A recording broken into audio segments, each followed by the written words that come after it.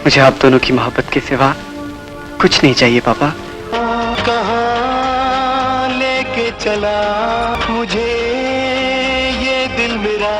हुए हैं दिल के तार, टूटे हुए हैं दिल के तार। किसकी नजर देखूं, किसकी अदा देखूं।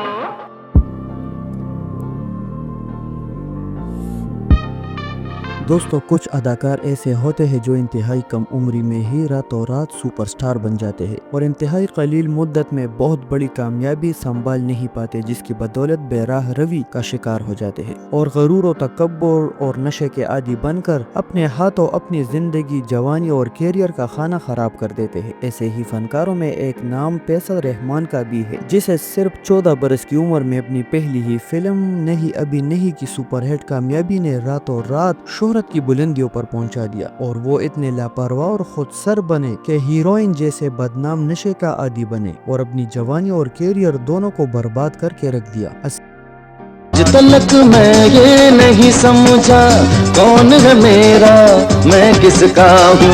मैं पैसा मंगा, क्योंकि मोहब्बत तो एक नजर में हो ही जाती है, मगर शादी के लिए नजराना देना पड़ता है। की दहाई में जबकि पाकिस्तानी फिल्म इंडस्ट्री पर पंजाबी फिल्मों का राज था और सिनेमाघरों पर मुस्तफ़ा कुरैशी, अंजुमन और सुल्तान राही का सुल्तानी दौर चल रहा था और उर्दू फिल्में ज़बूहाली का शिकार थी। ऐसे में उर्दू फिल्मों के लेजेंड डायरेक्टर नजरुल इस्लाम ने एक बिल्कुल नई कहानी को लेकर फिल्म नहीं अभी नहीं बनाने का ऐलान किया, जिसमें वो मरकजी किरदार के लिए एक नौउम्र खूबसूरत लड़के की तलाश में थे। ये एक ऐसे लड़के की कहानी थी कि जो अपनी उम्र से दुगनी औरत की मोहब्बत में गिरफ्तार हो जाता है।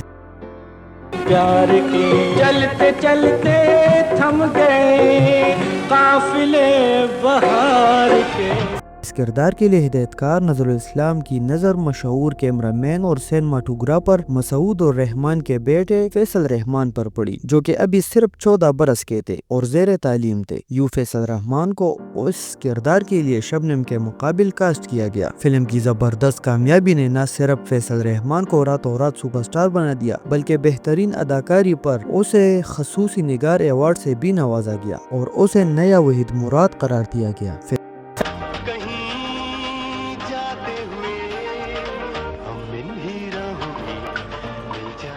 फैसल रहमान 17 सितंबर 1966 को लाहौर में पैदा हुए। बॉलीवुड के लेजेंड एक्टर रहमान उनके चचा थे। फैसल रहमान का ताल्लुक अफगानिस्तान के दाऊदज़ई पश्तून कबीले से था और उनके अबूअजदाद 1905 में काबुल से हिजरत करके हिंदुस्तान में आकर आबाद हुए थे। फैसल रहमान के वालिद मसूद और रहमान फिल्मी दुनिया के मशहूर कैमरामैन और सिनेमाटोग्राफर थे। 1980 में रिलीज होने वाली अपनी पहली फिल्म नहीं अभी नहीं की शानदार कामयाबी के बाद फैसल रहमान के लिए फिल्मी दुनिया के दरवाजे खुल गए और वो 1981 में शबाब केरानवी की फिल्म ये जमाना और है और इकबाल कश्मीरी की फिल्म अलादीन में कास्ट हुए। दोनों फिल्में कामयाब रही। ये जमाना और है सुपर हिट रही, जिसमें उनकी जोड़ी बाबरा शरीफ के साथ थी। 1982 में फैसल रहमान की सिर्फ एक फिल्म बीवी हो तो ऐसी नुमाइश पजीर हुई, जो कि सुपर हिट रही। गानों से नाराज हूँ, सारे इंसानों से नाराज हूँ।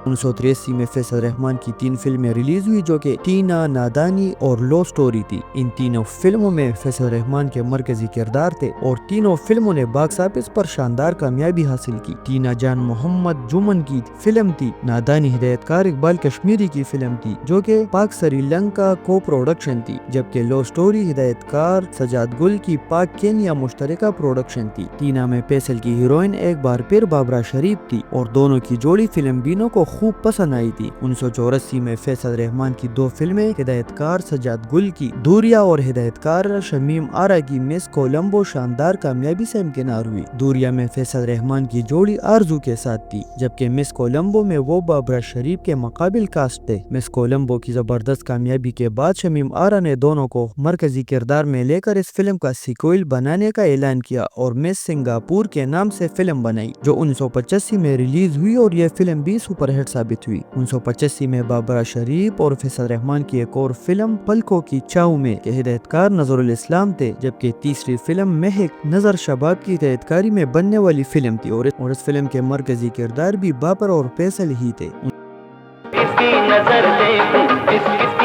1985 میں ہی فیصل رحمان کی چوتھی فلم ناراض میں عارفہ صدیقی اس کے مقابل تھی۔ اس فلم کے ہدایتکار جان محمد سرحدی تھے۔ مہک اور ناراض اوسط درجے کی کامیاب فلمیں تھی، جبکہ مس سنگاپور اور پلکوں کی چاؤ میں ہٹ فلمیں ثابت ہوئی۔ 1986 میں فیصل رحمان کی 4 فلمیں ریلیز ہوئی، جو کہ دنک، بات بن جائے، بے قرار اور اگر تم نہ ہوتے تھی۔ دنک کے ہدایتکار قمر جاوید فاضل تھے، جبکہ بات بن جائے فلم سٹار مسرت شاہین کی بطور ہدایتکارہ اردو فلم تھی۔ بے قرار حسن عسکری کی فلم تھی، جبکہ اگر تم نہ ہوتے ہدایتکار جمشید نقوی کی فلم تھی۔ 1987 میں فیصل رحمان کی 2 فلمیں ریلیز ہوئی، ہدایتکار اقبال گریبان اور ہدایتکارہ سنگیتا کی قسم من نے کی تھی۔ دونوں فلموں میں اس کی ہیروئن بابرا شریف تھی۔ یہ وہ دور تھا جب فیصل رحمان کی بڑی جوانی میں اتنی عزت اور شہرت اور پے در پہ